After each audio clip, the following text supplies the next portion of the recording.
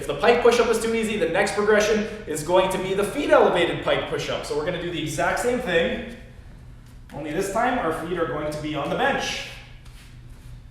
You want to bring your arms so that they're aligned with your ears.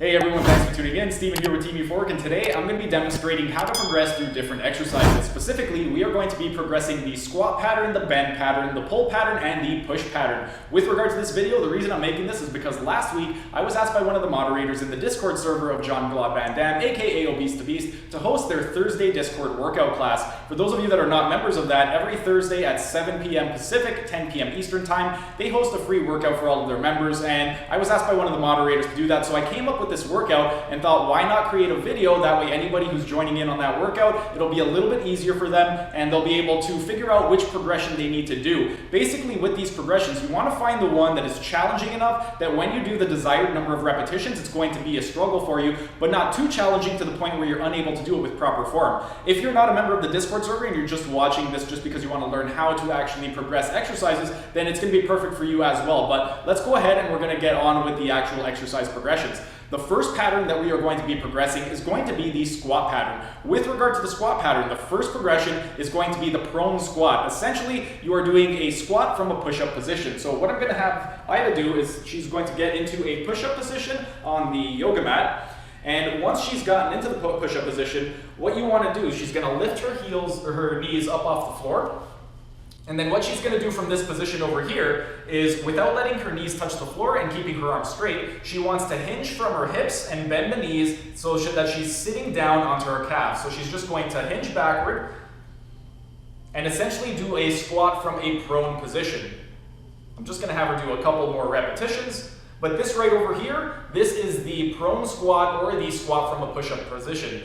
The next variation, this is one step above that. If this is too easy for you, then a kneeling squat would be the next progression. So she's going to stay on her knees right now, and Ida's just going to get nice and tall. So let's have you cross your arms at your shoulders. And then from this position over here, all you want to do, maintaining a nice tall spine, Ida's going to sit down onto her calves and then come back up. And this right over here is the kneeling squat. Once we are able to do this, if this is still too easy, then the next progression is going to be the split squat. With regard to the split squat, you are essentially doing a squat from a lunge position. So Ida's going to stand up, she's going to place one leg forward, the other leg back, and then she's just going to go straight up and straight down. And this right over here is the split squat. Once we have done the split squat, if this is still too easy, then next is going to be the box squat. For the box squat, you want to get something that's going to be roughly above the level of the knees, and each progression for the standing squats are going to get lower and lower. So I'm just going to go ahead and grab the bench for Ida. For the box squat, what you're going to do is just squat down until your glutes end up touching the box that you are on. The higher the box, the easier the squat is going to be. And then if this is still too easy, then we would progress to a half squat. So we would move the box out of the way. And what we are doing for a half squat is you are essentially squatting down to parallel. So I'm going to have Ida face that way over there, and she's going to squat until her femur or her thigh bone is parallel to the ground.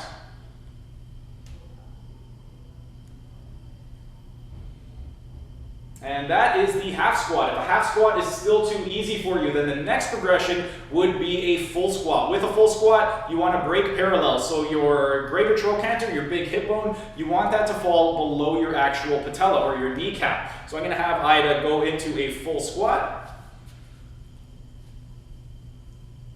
You want to maintain a nice neutral spine, so your ear, shoulder, and hip should be in one straight line. Ideally, you want to go as low as you can without creating a butt wink at the bottom. So if you go into a posterior pelvic tilt toward the bottom, then you went a little bit too low. But that is the full squat. Then the next progression is going to be a pistol squat. A pistol squat is a one-legged squat. So I'm going to have Ida just try and do a pistol squat on the mat. Give it a couple tries.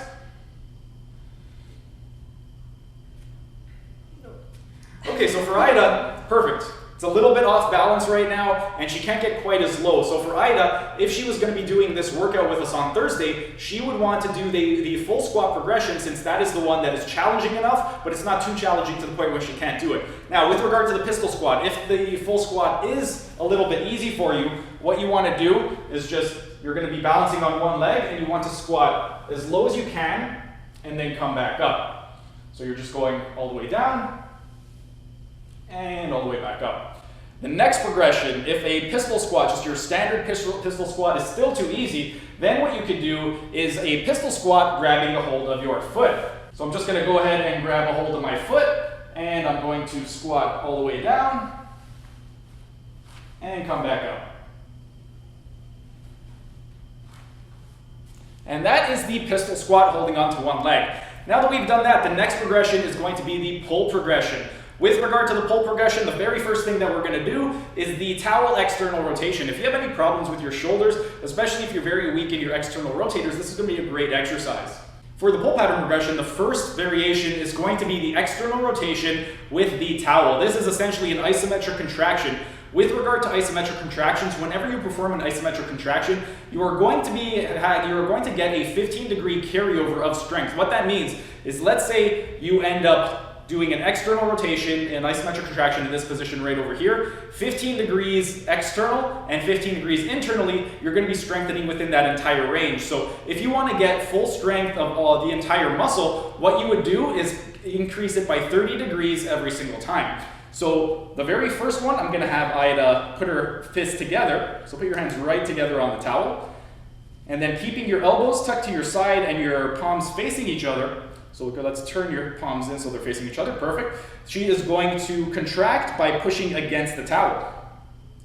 So this right over here, right now she's about 15 degrees internally rotated. So what we're going to do is this right over here is going to strengthen from here to neutral. So from neutral, what we want to do is have her externally rotate another 15 degrees. A little bit more. Perfect. Keeping the elbows tucked in, you're going to perform an isometric contraction against the towel. Now in this position, from 15 degrees out, she is strengthening from neutral to 30 degrees out. So then what we want to do is, if she has the mobility, she is going to bring her arms out to 45 degrees. So go right to the edge of the towel, keep those elbows tucked in, and then you are going to perform an isometric contraction. And by doing it this way, we are able to strengthen all of the different muscle fibers with regard to the external rotation. Next, what we want to do is a prone cobra. For the prone cobra, Ida is going to lie down on her stomach, and then with her arms by her side, what she wants to do, you're going to place your arms down by your side with your palms down touching the floor. She is going to elevate her chest by lifting her chest up off the ground, and then she's going to lift her arms up off the ground, externally rotate her hands so that her thumbs are facing the ceiling, and squeeze her shoulder blades together. She is then going to come back down toward the ground, relax the shoulder blades, and bring the palms back. So she's squeezing the shoulder blades together, externally rotating, bringing the thumbs toward the ceiling, and then coming back down. And this is the prone cobra. The next variation, what we're going to do, these next two variations, we're just playing around with the degree of abduction, with regard to the humerus. So next, we're going to do the rhomboid. For the segmental strengthening and reinforcement of the rhomboid, you want to get your arms at the glenohumeral angle, which is roughly at the level of your forehead or slightly higher. If you have a partner, you can place the hand on the scapula, raise the humerus up, and whenever the scapula moves with the humerus, that is the glenohumeral angle. So I'm just going to do the same thing now on Ida's right arm, and perfect. Keeping the elbows straight, she's going to keep her chin pinned to the ground, and then she's going to squeeze her shoulder blades together and lift her hands as high as possible. So just imagine that there's a pencil between your shoulder blades and you're going to squeeze together, and back down. So with regard to this one thing worth noting is you want to go straight up and down, not up and back. So when Ida's doing it right now, she's having a tendency to lift up and bring her arms back. She wants to just go straight up to the ceiling. So what I'm going to do, to act as a biofeedback mechanism, I'm just going to put my hands right over here, and I want you to just go straight up and down without touching my hands. And back down, and up. Perfect. The next progression is going to be a Superman. With the Superman, once again, we're going to go into a little bit more abduction with the arms. So for this one, Ida's going to place her arms straight up overhead, and she's essentially doing a trunk extension and lifting up her arms at the same time. So you're going to lift up your chest, lift up your arms, and then come back down.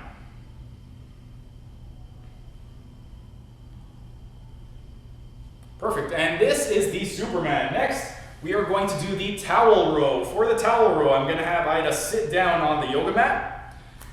And as I mentioned earlier, this one over here is an isometric contraction, and there's going to be 15 degrees of carryover. So if you are doing an isometric contraction with your arms tucked in by your side, you're going to be strengthening from 15 degrees of extension to 15 degrees of flexion. So we would want to do an isometric contraction at neutral, an isometric contraction at 30 degrees, that way we're strengthening between 15 degrees to 45, and then one more at 75 degrees. That way we strengthen everywhere from 60 all the way up to 90 degrees. So for the first one, I'm going to have Ida sit down on her butt with her legs extended out. And what she's going to do for this one is she's going to flex her legs, grab a hold of the towel, and she's going to flex her legs, let's bend the knees a little bit, until her elbows are able to be tucked in right by her side. So keep flexing, flexing, flexing. Perfect, hold it right over there. So the first isometric contraction, she is going to contract with her arms at neutral. So you're just going to give a good pull into the towel, and then you're going to relax. The next contraction now, she's going to extend her legs out a little bit until her arms are at about 30 degrees. So just a little bit more. Perfect. And she's going to give a pull. And relax. Then she's going to extend her feet a little bit more until her arms are at about 60 degrees, so a little bit too much. Come back a little bit more. Perfect. And you're going to give an isometric contraction in that position. And then relax. And then the final one is going to be with the arms at 90 degrees. So you're going to straighten out your legs until your arms are perpendicular to your body. So reach a little bit closer to the midway of the mat. Keep your back nice and straight. Keep your chin tucked in. And you're going to give a pull. And relax. So those are the different pulls with regard to the isometric contractions. You're going to go one at neutral, one at 30 degrees, one at 60 degrees, and then one at 90 degrees. If that is still too easy for you, then the last variation, the last progression, is going to be the towel pull-up. If you are able to, if you have something that you can hang a towel around, then this is going to be an excellent exercise for you. What we're going to do is just put the towel around the cannonball, and I'm going to have Ida see if she's able to do a pull-up. We're going to need to give her a little bit of a step. So let's just go ahead and let's have you get up on the bench. And let's see, are you able to do a pull-up?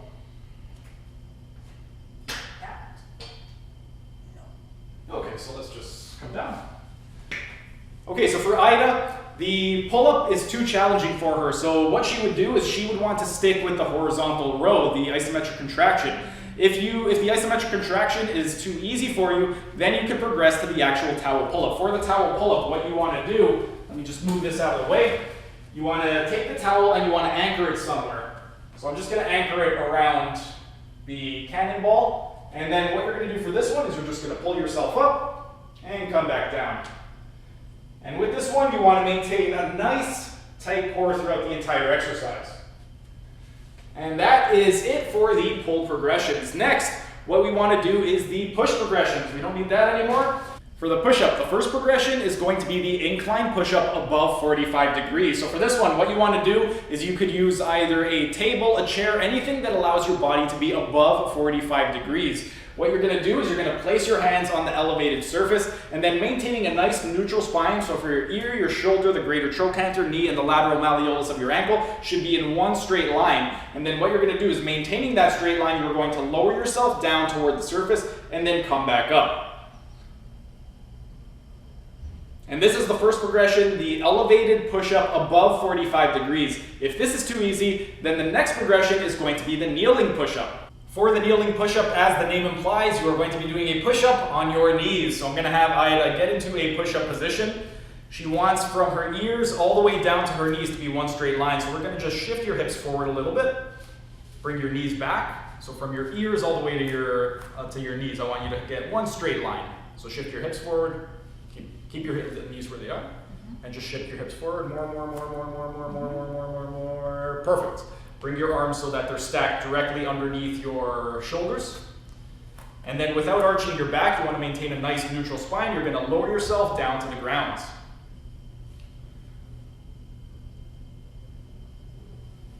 And that is the kneeling push-up. Now, if the kneeling push-up is too difficult, but the previous progression was too easy, you could do what Ida was doing earlier and do a push-up with your hips stacked above your knees. So I'm going to have you do the exact same thing, but now we're going to do the push-up the way you were doing it before, so with your hips stacked above your knees. So this would be a way to regress the kneeling push-up. Now, if the kneeling push-up is too easy for you, then the next progression would be an incline push-up below 45 degrees. So you want to find a surface that allows your body to be below 45 degrees when you are in the push-up position. We are going to be using the squat rack right over here, but I'm going to have Ida put her hands right on the arms of the squat rack.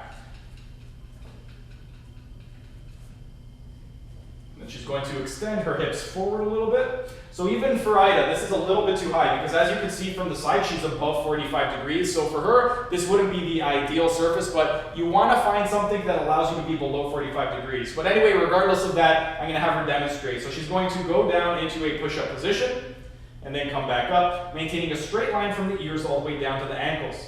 That is the push-up below 45 degrees. Then if this variation is still too easy, then you are going to start getting into your standard push-ups. So next I'm going to just go into a standard push-up. I'm going to have Ida get back onto the yoga mat. And she is from her toes all the way to her ears. She wants to maintain one straight line. So let's get your knees up off the floor. We're going to be doing a regular push-up right now. Perfect. Get your arms right underneath your shoulders. Okay, perfect. Let's have you get up. Are you able to go all the way down to the floor? I can try. Okay.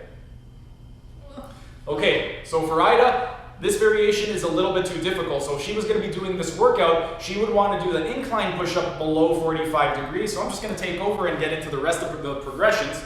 For the actual push-up, you want your hands directly below your shoulders, from your ears to your toes. It's going to be one straight line. And then you're going to lower yourself down to the floor and then come back up. If this variation is too easy, then we would do the feet elevated push-up. For the feet elevated push-up, you are doing the exact same thing for the push-up. The only difference is your feet are elevated, which is going to require a little bit more shoulders and it's going to be a little bit more difficult. So you want to get your feet right onto the elevated surface and you're going to lower yourself down, maintaining a straight line from your head all the way down to your toes and come back up. If this is too easy, then the next variation is going to be a pike push-up. With regard to a pike push-up is essentially an inverted push-up. So you want to get your arms straight up so that they're in line with your ears, and you want to maintain a neutral spine. I'm going to show you right now what exactly I mean. So again, you can get into your regular push-up position. If you have a mirror, take a look at your form and see how far you can go while maintaining a neutral spine. So for me, this is about it. And then for the pike push-up, you're going to lower yourself down until your head touches the ground and come back up. And that is the pike push-up. If the pike push-up is too easy, the next progression is going to be the feet elevated pike push-up. So we're going to do the exact same thing, only this time our feet are going to be on the bench. You want to bring your arms so that they're in line with your ears, tap your head to the floor, and come back up. And that is the feet elevated pike push-up. If that is still too easy, then the next progression is going to be the one-arm push-up. For the one-arm push-up, as the name implies, you are doing a push-up on one arm. For the one-arm push-up, as the name implies, you're doing a push-up on one arm. With regard to this one right over here, the wider your base of support, so the wider your legs, the easier it's going to be. So if you have a little bit of weakness in your core, you would want to keep your feet a little bit wider. If you have a very strong, stable core, then you could put them closer together. But I'm going to go ahead and demonstrate the kneeling push-up. Sorry, the one-handed push-up. What you want to do, get your hand so that it's stacked up directly below your shoulder. Put your arm by your side. You're going to lower yourself to the ground and push yourself back up. And that is the one-arm push-up. That's pretty much it for the push progressions. Next, we are going to move on to the bend pattern progressions. For the bend pattern, the very first one is going to be the supine hip extension. So we're going to have Ida lie down on her back. And with regard to this progression right over here, you're going to take your arms, place them out to the sides, and then rolling one vertebrae at a time. You're going to keep your feet planted on the floor, and then you want to go into retroversion of the pelvis, and you're going to roll one vertebrae at a time until your hips are as high as they can go. And now you're just going to have you do a couple more repetitions. And this is the supine hip extension. The next progression is going to be the prone reverse hyperextension. So I'm going to have Ida turn onto her stomach.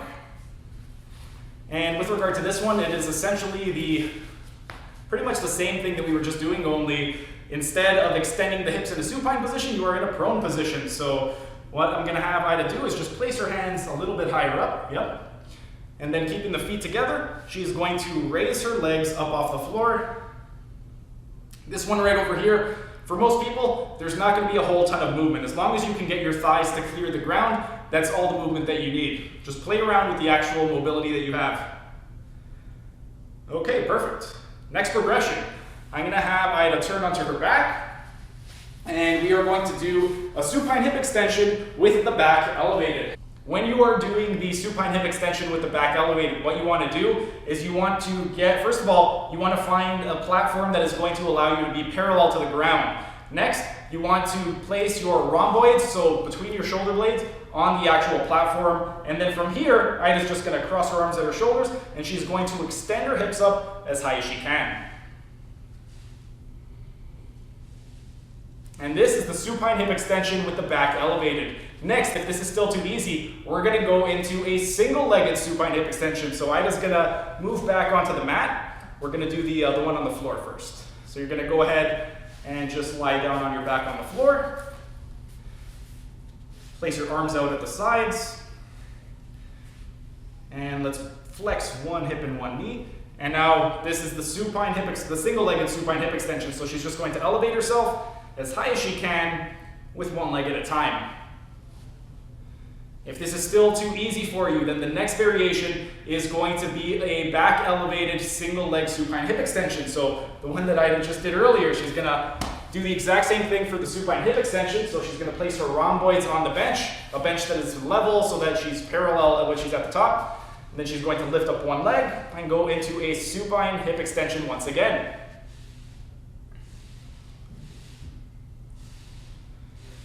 And this is the single-legged supine hip extension with the back elevated. The next progression, now we're going to start getting into some actual deadlift progressions. This first one is going to be your basic toe touch. So what I'm going to have Ida do is she's going to just face sideways right over here.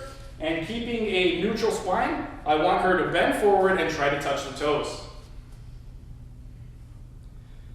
And then she's going to come back up. So shift your hips back. Reach for the toes, and come back up.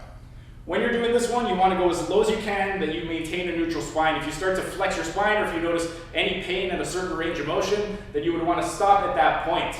If that is still too easy, then the next thing is going to be the ipsilateral single-legged deadlift. With this one, she's going to pick a leg, and whichever leg she is going to be touching, she's going to use the same hand to touch that leg. So right now, she's going to touch her right foot with her right hand. And back up. Let's do a couple more repetitions.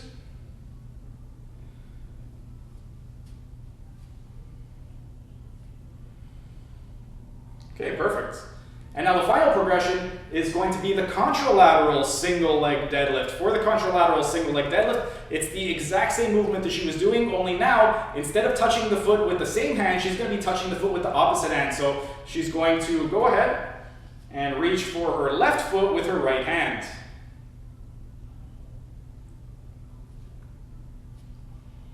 Because this one's contralateral, there's also a little bit of rotation involved as well. So not only are you working in the sagittal plane, but you're also working in the transverse plane.